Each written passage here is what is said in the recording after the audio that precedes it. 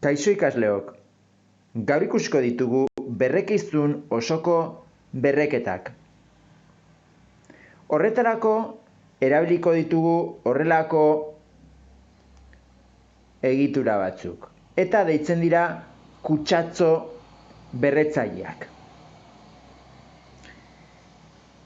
Egin nahi badegu, adibidez, 2 ber lau berreketa, jartzen du 2 berri, baina da 2 ber lau berreketa, jarriko dugu egitura honetan, ikuste dituzute 3 triangelutxo, lehenengo triangelu honetan jarriko dugu berrekizuna, bigarren honetan berretzailea, eta emaitza jarriko dugu goiko triangeluan. Beraz, 2 ber lau izango da 16. Ber lau esan nahi du lau aldiz biderkatzen dugula 2a. 2 bider 2 bider 2 bider 2 izango da 16. Era berean, esan dezakegu 16ren erro laugarrena izango dela 2. Hemen daukagu beste adibide bat. -3 ber 3 izango da -27. -3 zenbaki osoa da, eta beraz jarri behar dugu parentesi artean berrekizuna negatiboa delako. Ber 3 egiten badegu, horrek esan nahi du 3 aldiz biderkatu behar degula -3 zenbakia. -3 bider -3 da 9, eta 9 bider -3 da -27. Emaitza, goiko triangeluan esaten den bezala, -27. Era berean, esan dezakegu -27ren erro kubikoa, edo erro hirugarrena, izango da -3. Beste adibide bat, -9 ber 2 izango da 81. Zergatik?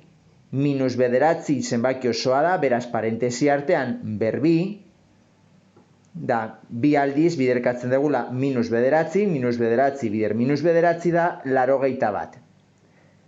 Eta kasu berezi bat, adibidez, -4 ber 0 da 1. -4 parentesi artean zenbaki osoa da, ber 0, zenbaki bat ber 0 beti izango da 1, kasu berezia da.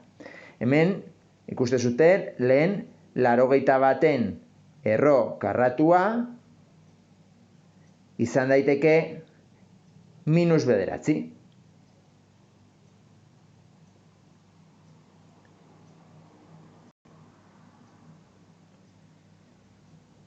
Eta hemen ditugu zenbaki negabinarioak.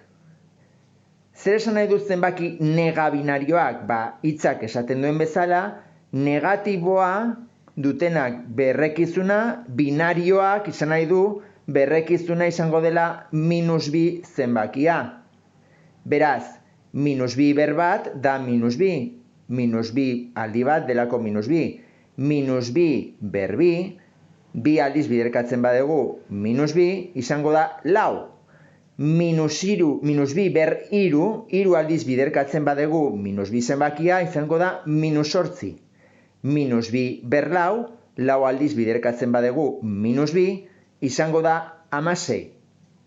-2 ber 5, 5 aldiz biderkatzen badegu -2, emaitza da -32.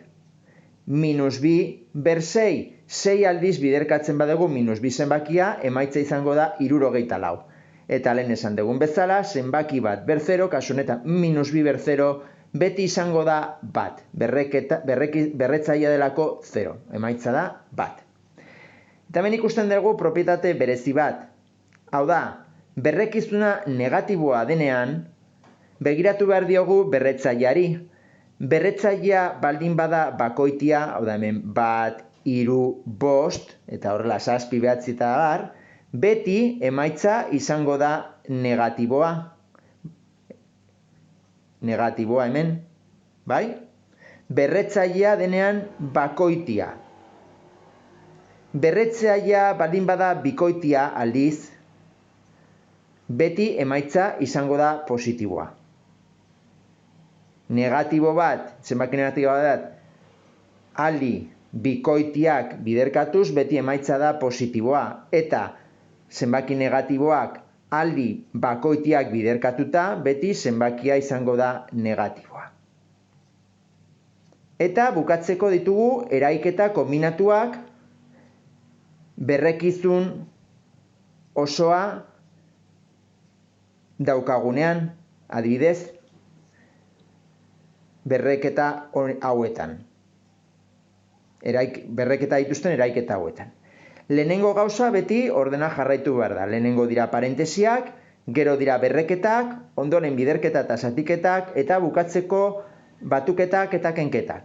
Kasu honetan daukagu 3 kenbi, parentesi artean berlau. Beraz, parentesiak agintzen du, egiten dugu eraiketa hori. 3 kenbi da bat, eta orduan bat berlau izango da bat. Eraiketa honetan ikusten badegu, lehenengo gauza da parentesia. Beraz, hemen daukagu -2 parentesia. Beraz, hurrengoa da berreketa. -2 berlau, kasu horretan da 16. Beraz, ja daukagu -3 ken 16. Eta -3 ken 16 izango da -19. Eraiketa honetan, 3 ken 2 berlau. Parentesirik ez daukagu, orduan hurrengoa da berreketa. 2 berlau da 16. Ez dago parentesi artean -2, beraz berrekizuna da positiboa. 2 berlau 16. Beraz, 3 ken 16 da -13. Eta azkeneko adibide honetan, parentesi bat daukagu hemen, berrekizuna negatiboa delako, beraz, orain, berreketa. -2 da berrekizuna, parentesi artean dagolako, osoa, negatiboa, berlau da 16. Beraz, daukagu eraiketa 3 plus 16. 3 plus 16 izangora 19. Bale?